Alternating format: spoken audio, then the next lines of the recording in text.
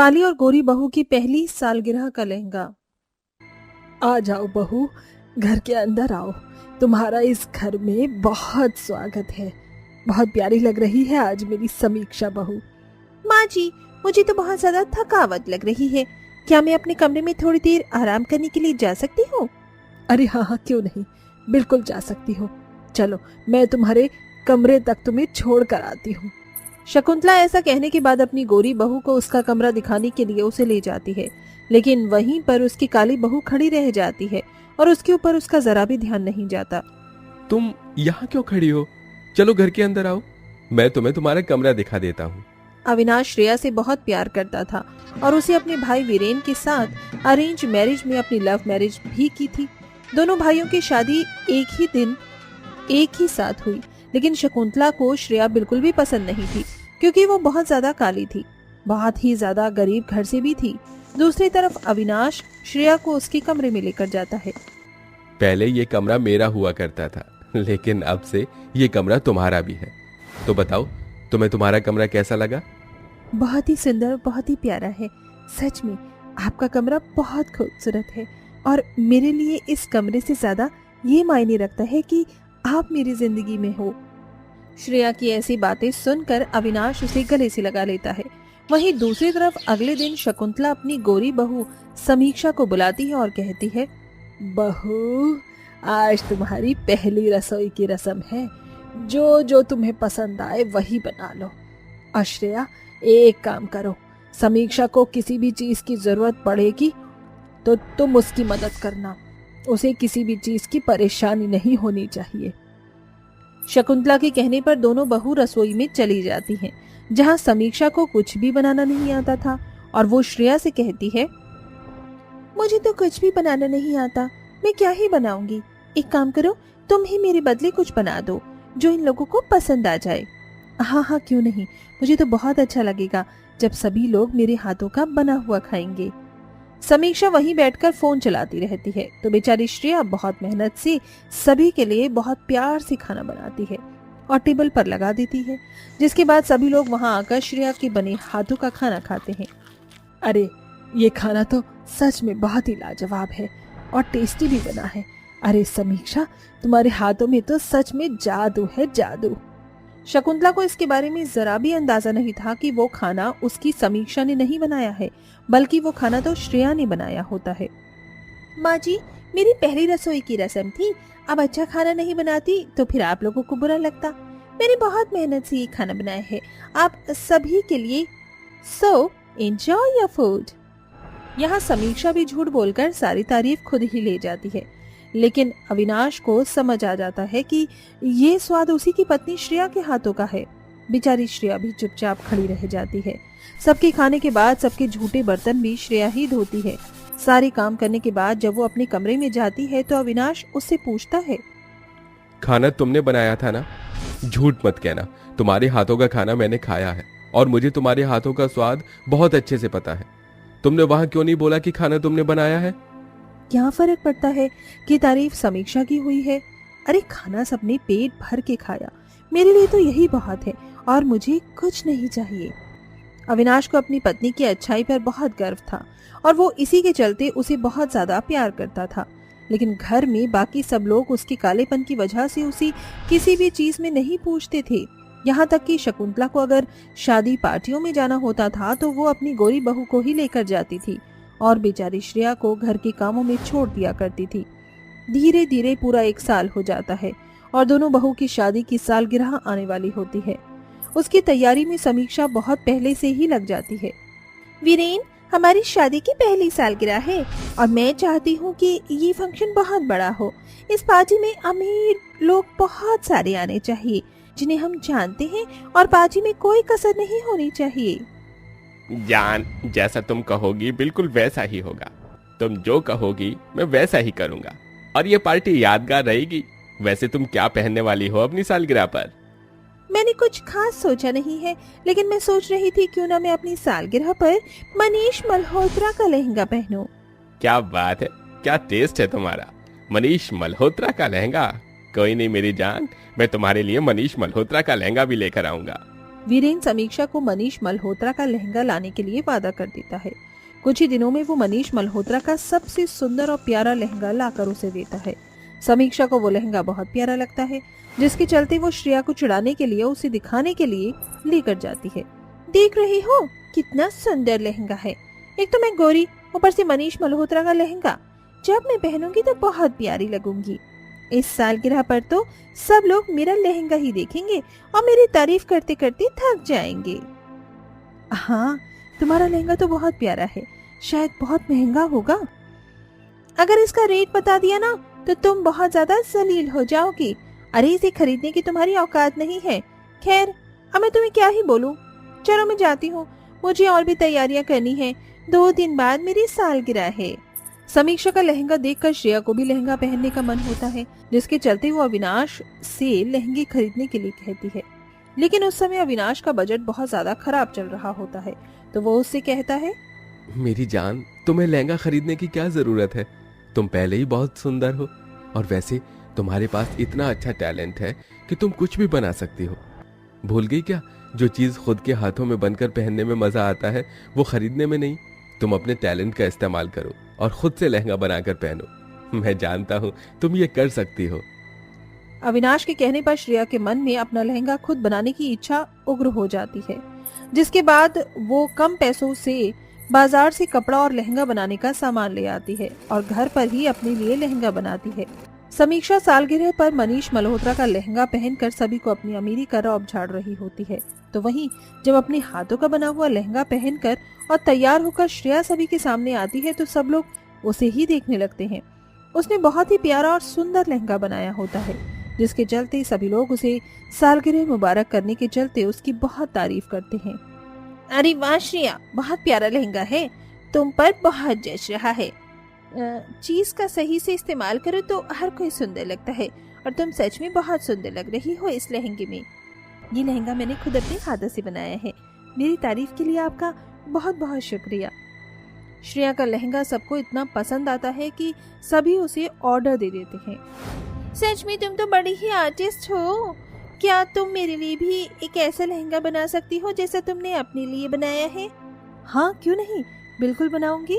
उस समय समीक्षा को भी एहसास हो जाता है कि अमीरी सिर्फ और सिर्फ दिखावा है।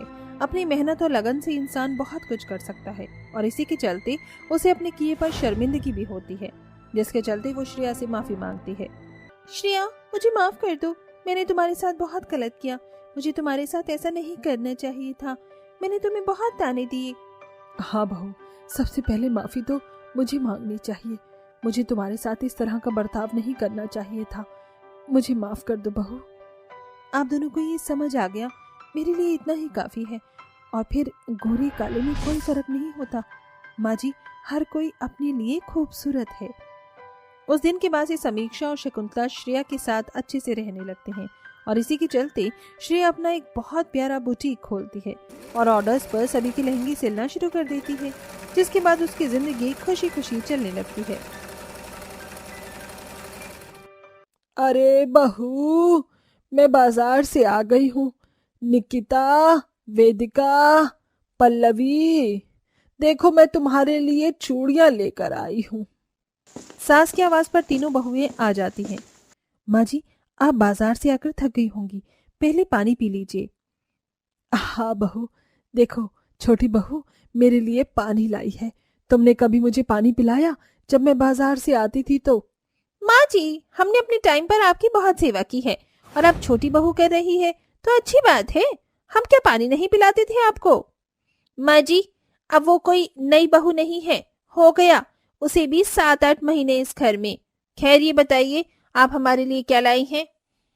हाँ ये देखो बड़ी बहू, ये नीले कलर की चूड़ी तुम्हारे लिए। वेदिका, ये लाल वाली तुम्हारे लिए, और पल्लवी बहू, ये सतरंगी वाली चूड़ी तेरे लिए। अरे वाह माँ जी, ये सतरंगी चूड़ियां तो मुझे बहुत पसंद आई। सच में ये बहुत अच्छी हैं। शुक्रिया माँ जी। छी, ये क्या बेकार सी चूड़ियां लाई हैं माँ जी आप हमारे लिए? आप जानती हैं ना, हम अमीर परिवार से हैं, और ये कांच की चूड़ी लाई आप हमारे लिए, हमारे कोमल हाथों में लग गई तो? ये 2 कौड़ी की चूड़ियां लाई हैं आप हमारे लिए, और ये बेकार चूड़ियां अपनी गरीब बहू को ही दे दीजिए। अगली बार से आपको हमारे लिए कुछ लाना हो तो सोने या हीरे के कंगन लाना। बहू, तुम तो जानती हो ना, मैं गरीब हूँ और मेरे पास जितने पैसे थे उसी का मैं सामान ले आई हूँ। तुम तीनों मेरे लिए एक बराबर हो। घंटा एक बराबर है। ऐसा होता तो आप अपनी छोटी बहू के लिए सतरंगी चूड़ी नहीं लाती, हम तीनों के लिए एक जैसी लाती। तुम तीनों की जो पसंद है मैं बस वही लेकर आई हूँ। ओ जस्ट शट अप माँ जी, ये चूड़ियां दिखाकर आपने हमारा मूड और खराब कर दिया। निकिता दी, हम रूम में जाकर कार्ड्स खेलते हैं। ऑनलाइन और ऑफलाइन? Obviously offline. ये कहकर दोनों जेठानी अपनी सास की दी हुई चूड़ियों को पटक कर अपने रूम में चली जाती हैं, जिससे वो थोड़ी टूट जाती हैं। ये देख अवंतिका की आंखों में आंसू आ जाते हैं। जब से दोनों बहू घर में आई है मैंने उनके लिए कितना कुछ किया है, पर इन दोनों को कुछ भी पसंद नहीं आता। कोई बात नहीं माँ जी, जाने दीजिए, मुझे पसंद है। मुझे पता है तो इन्हें ही पहनने की कोशिश करेगी, पर उन दोनों के हाथ का साइज तेरे हाथ से अलग है ना। अरे मेरी प्यारी माँ जी, भूल जाइए सारी बातों को। मैं आपको अपने हाथों से पालक का साग और मक्के की रोटी बनाकर खिलाती हूँ। वैसे भी दिवाली के बाद से हल्की हल्की ठंड होने लग गई है। सच में तू मेरी बहुत अच्छी बहू है, मेरा कितना ख्याल रखती है, मुझे समझती है, पर वो दोनों कभी नहीं समझती, बस पैसों का घमंड लिए बात करती रहती है हमेशा। जो भी हो माँ जी, पर आप मेरे लिए कुछ भी लाती हो वो मेरे लिए सबसे ज्यादा अनमोल होता है। फिर पल्लवी प्यार से वो चूड़ियां पहन लेती है, जिससे अवंतिका बहुत खुश होती है और उसका पसंदीदा खाना बनाकर वो उसे खिला देती है। शाम को अवंतिका अपनी दोनों बहू से शाम का खाना तैयार करने को कहती है। हाँ हाँ हाँ, वॉच माँ जी, हम और रसोई में खाना बनाएंगे। दिन में सपने देख रही हैं क्या? जिम्मा जी, आपको पता है कि हमने कभी शादी से पहले खाना नहीं बनाया है, सिर्फ अपनी मनमर्जी से काम किया है। तो आज आप क्यों पूछ रही हैं? और वैसे भी आपकी गरीब छोटी बहू आ गई है, वो है ना नौकरानी वाला काम करने के लिए। हाँ, हम इतने बड़े घर से इतना सारा दहेज लेकर आई हैं, आपके घर का झाड़ू पोछा साफ सफाई कपड़े धोने के लिए थोड़े ही आए हैं। ये काम वो गरीब देवरानी कर लेगी, और अगर आपने हमें काम करने के लिए फोर्स किया तो हम इस घर को छोड़कर चले जाएंगे। अरे अरे, घर छोड़कर जाने की तुम्हें कोई जरूरत नहीं है, छोटी बहू और मैं ही कर लेंगे सारा काम। गुड माँ जी, फिलहाल हम दोनों को ब्यूटी पार्लर जाना है। आपने तो पार्लर कभी देखा भी नहीं होगा, क्योंकि आप तो गरीब हो, आप पर पैसे नहीं हैं। लेट्स गो दी। दोनों घमंडी बहू अपनी सास का मजाक उड़ाकर वहां से पार्लर चली जाती हैं और नाखून से लेकर बालों तक का ट्रीटमेंट करवाती हैं। अवंतिका का दिल घमंडी बहू की वजह से फिर दुख जाता है। दरअसल शुरू से ही अवंतिका की दोनों बहू अमीर होने की वजह से घमंडी थी, इसलिए वो पल्लवी से ही घर का सारा काम करवाती थी। वो इतनी शरीफ थी कि वो हमेशा अवंतिका का साथ देती थी, उसका ख्याल रखती थी। खैर, 2 दिन बाद अवंतिका तीनों बहू से कहती है, अरे तुम तीनों को याद है ना, कल शाम से छठ शुरू हो रही है, तो जरूरी सामान ले आओ, अपने लिए जो शॉपिंग करनी है वो कर लो। ये लो पैसे, 5,000 रुपए। उसकी चिंता आप मत कीजिए, इन 5,000 में तो हमारी ना मेहंदी लगी ना साड़ी आए, और इसमें से हम तीनों शॉपिंग कैसे कर सकती हैं? कुछ भी करीब माँ जी। या राइट दी माँ जी, ये चिल्लर वाले पैसे अपनी छोटी बहू को दे दीजिए, हम अपनी महंगी शॉपिंग करने जा रहे हैं। बाय। दीदी, आप बार बार माँ जी को ऐसे क्यों कहती हैं? वो जो भी करती हैं प्यार से हम तीनों के लिए बराबर करती हैं। तुम चुप रहो, तुमसे किसी ने कुछ बोला? कव्वार कहीं की। ये कहते ही दोनों घमंडी बहू छठ की शॉपिंग के लिए निकल जाती हैं। दूसरी ओर पल्लवी सास के साथ कम खर्ची वाला छठ पूजा का जरूरी सामान खरीद कर ले आती है। छठ के पहले दिन घमंडी बहू कुछ नहीं करती, उल्टा शॉर्ट ड्रेस पहनती हैं, तो वहीं पल्लवी अपनी सास के साथ पूजा का प्रसाद, लौकी की सब्जी, खीर, सादा नमक इत्यादि तैयार करती है। अरे वाह बहू, तू साथ होती है तो सारा काम पलक झपकते ही हो जाता है, पर उन दोनों को तो अकल नहीं है कि पूजा का काम भी कर लें। मैं तो हार गई हूँ इनसे विनती कर करके। जाने दीजिए माँ जी, कभी वो ये दिन आएगा कि जब वो खुद ही समझ जाएंगी। तो नई साड़ी जो लाई है ना कल, वही पहनना। जी माँ जी, कल ठेकुआ भी तैयार करना है, मेरा तो बहुत फेवरेट है वो। हाँ जानती हूँ। अगले दिन वो प्रसाद बनाकर खरना की विधि पूरी कर लेती है। अगले दिन शाम को सास बहू लंबा सिंदूर लगाकर अर्घ्य देती हैं। निकिता, वेदिका बहू, तुम दोनों ने लंबा सिंदूर क्यों नहीं लगाया? आज के दिन ये बहुत जरूरी होता है। ओहो, ये बेकार काम हमसे नहीं होता। माँ जी, सर, चेहरा और नाक खराब हो जाते हैं लाल लाल। वही तो, फिर क्या फायदा मेकअप करने का। तुम्हारा ये अमीर और फैशन वाला घमंड एक दिन जरूर तुम्हें तोड़ेगा। फाइन माँ जी, अब हम अपनी फ्रेंड के घर जा रहे हैं। उसने तालाब में ही अर्घ्य देने का इंतजाम किया है। इस गरीब वाले घाट पर हम नहीं आएंगे। ये कहकर दोनों घमंडी बहू सहेली के पूल पार्टी पर चली जाती हैं और मजे करने लगती हैं। फिर थोड़ा खा भी लेती हैं, जो कि उन्हें पाप का भागीदारी बना देता है। वही अगले दिन पूरी विधि से अवंतिका और पल्लवी सुबह सूर्य देवता को जल चढ़ाती हैं। ओम सूर्य देवताय नमः, ओम सूर्य देवताय नमः। छठी मैया, हमारी मन्नत पूरी करो और इस अर्पण जल को स्वीकार करो। दोनों बहू को अकल आ जाए और मेरे छोटे बहू बेटे पर हमेशा अपनी कृपा बनाए रखना और हमारे घर की गरीबी भी दूर हो जाए। सास बहू का छठ पूजा का व्रत पूर्ण होता है। वहीं दूसरी ओर दोनों घमंडी बहुएं बिना नियम के अपनी मर्जी से छठ पूजा को पूरा करती हैं। इतने में एक कॉल से उन दोनों के पति के एक्सीडेंट की खबर मिलती है, जिसके बाद उनके पैरों तले जमीन खिसक जाती है। हे भगवान, ये क्या हो गया? नहीं नहीं, ऐसा नहीं हो सकता। कबीर जी के सर से बहुत खून बह गया है। दीदी, व्योम की हालत भी बहुत खराब है। डॉक्टर ने कहा है ब्लड की जरूरत है। हम जल्दी से माँ जी के पास चलते हैं। दोनों बहुएं रोते हुए अवंतिका के पास जाती हैं, जहां अवंतिका पहले से ही ठंड की वजह से कांप रही थी। माँ जी, कंबल में दुबक जाइए। पानी में स्नान करने से आपको ठंड लग गई है। माँ जी बचा लीजिए, हमारे पतियों को बचा लीजिए। आपके दोनों बेटों का एक्सीडेंट हो गया है। डॉक्टर ने ब्लड का इंतजाम करने को जल्दी से कहा है और वो आप ही दे सकती है। क्या? हे छठी मैया, ये मेरे बच्चे को क्या कर दिया? कबीर, व्योम, बहू, जल्दी से हॉस्पिटल चल। चारों हॉस्पिटल पहुंचती हैं, जहां डॉक्टर अवंतिका को खून देने से मना करता है, पर अवंतिका अपने बच्चों की दुहाई देती है, जिसे डॉक्टर मान जाता है और अवंतिका का खून उसके दोनों बेटों को चढ़ाता है। इससे अवंतिका को और कमजोरी हो गई थी। कुछ घंटे बाद ही तीनों को होश आता है। फिर तीनों बहू उनसे मिलती हैं। अजी, आप ठीक हैं? छठी मैया का लाख लाख शुक्र है। हाँ, अच्छा हुआ आप तीनों ठीक हैं। माँ जी, हम दोनों ने आपके साथ इतनी बदसलूकी की, इसके बाद भी आपने हमारे सुहाग की रक्षा की, उसके लिए आपका बहुत शुक्रिया। क्या किया है आप दोनों ने माँ के साथ? भाई साहब, दोनों दीदी ने माँ जी और मुझे बहुत सताया था। बस इसी का उन्हें पछतावा हो रहा है। क्या तुम दोनों ने माँ के साथ ऐसा किया? निकिता, मेरे घर से चली जाओ, मैं तुम्हारे साथ नहीं रहूंगा। और मैं भी। नहीं नहीं बच्चों, उन्हें माफ कर दो।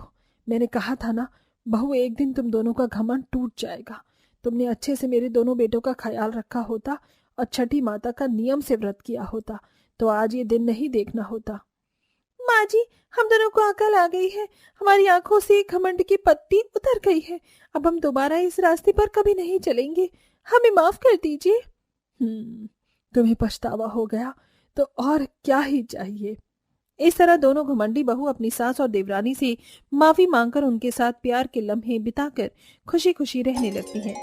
तो देखा दोस्तों आपने, घमंड करने वालों का क्या हश्र होता है।